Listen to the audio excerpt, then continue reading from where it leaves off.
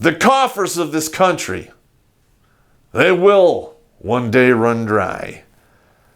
But don't you fear, they will indeed be fed. But that cost will be high. It'll be paid in blood and lead.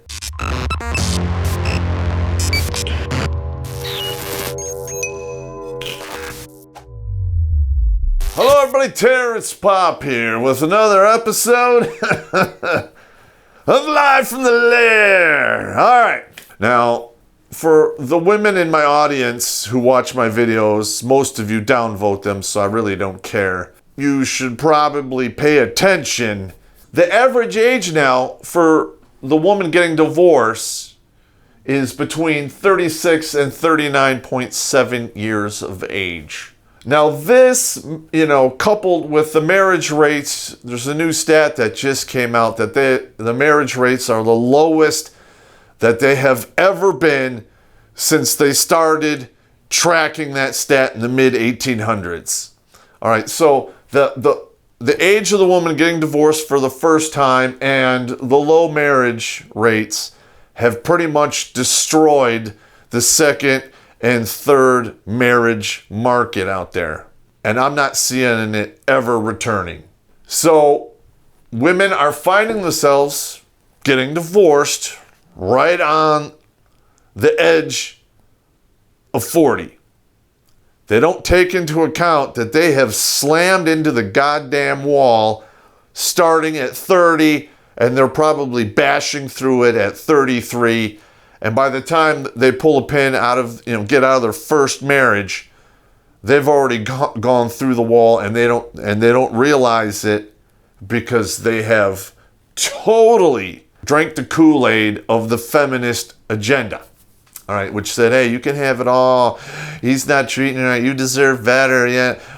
But what they're not realizing, and a lot of these women do regret it, 7 to 10 years later, that the grass isn't greener on the other side, and they had a pretty good thing. If their husband that they divorced didn't beat them, didn't drink, didn't take drugs, didn't kick the dog, wasn't mean to his kids, worked a job, came home at night, paid the bills, you probably had a pretty good deal.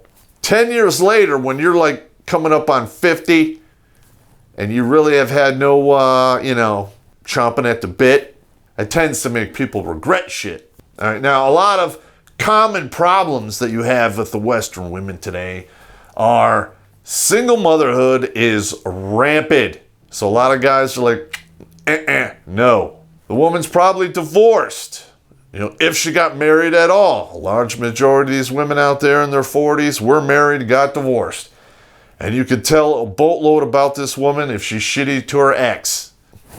I don't know about you gentlemen, but I've met women, I've gone out with women, and when I hear shit like, well, that's the wrong answer, I expected this. Listen, the minute those words come out, I walk to the edge of the platform, grab my reserve by the handle, jump out and rip it. I'm out. I'm gone. I'm going out of the bird on 3 bells. It's on fire. It's not going anywhere good. And gentlemen, if you come across women who are overly entitled, cut your losses while you can. All right. Now, a lot of these women start to feel the pinch. Late 30s, early 40s. At this point, they start to realize that, hey, feminism lied to me, and now that I'm older and feminism doesn't give a fuck about me either, so I'm out there flapping. When they finally realize they're never having kids, they go into a deep, deep depression, and you can see the effects of this in the uptick in the amount of women in their 40s and older who are binge drinking and, attempting suicide. But we should feel sorry for them. Because, they're women in vagina. And most of the time, they made their bed and then they want us to feel sorry for them when they have to lay in it. Well, I don't think so. Now let's move over to the other board. You are not the daughter of a god. And you're not a superhero. You don't have an iron suit. You're 120 pounds soaking wet. You're not some Mary Sue in a film.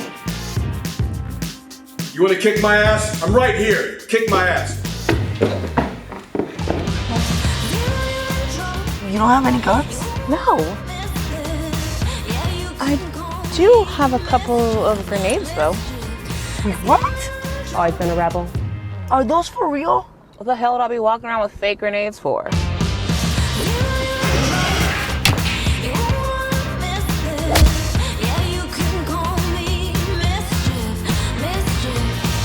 Miss Cortez, do you believe in destiny?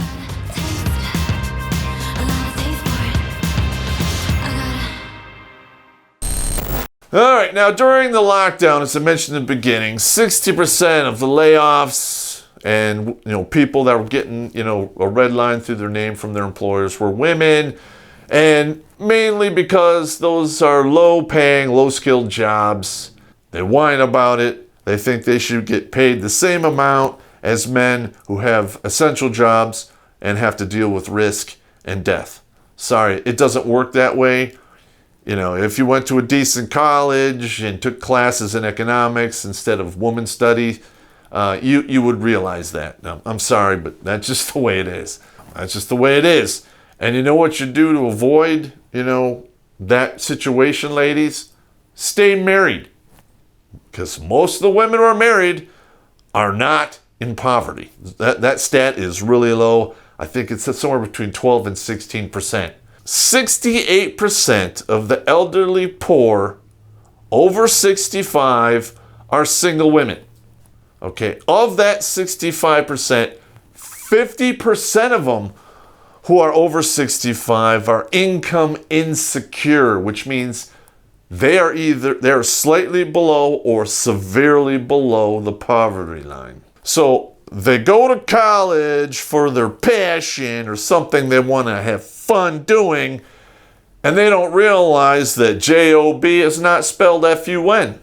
And most of the time, anything that you do that's fun is not productive and doesn't, get your resources or money at the end. Yes, there are people out there who manage to make a good living doing what they love, but it's not the norm.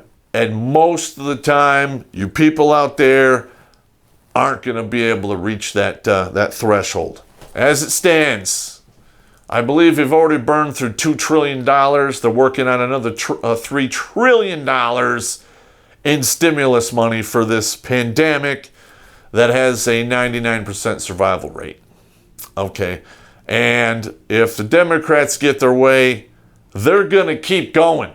And it's only a matter of time before the whole ball of wax caves in. You can say bye-bye to all of these safety net programs.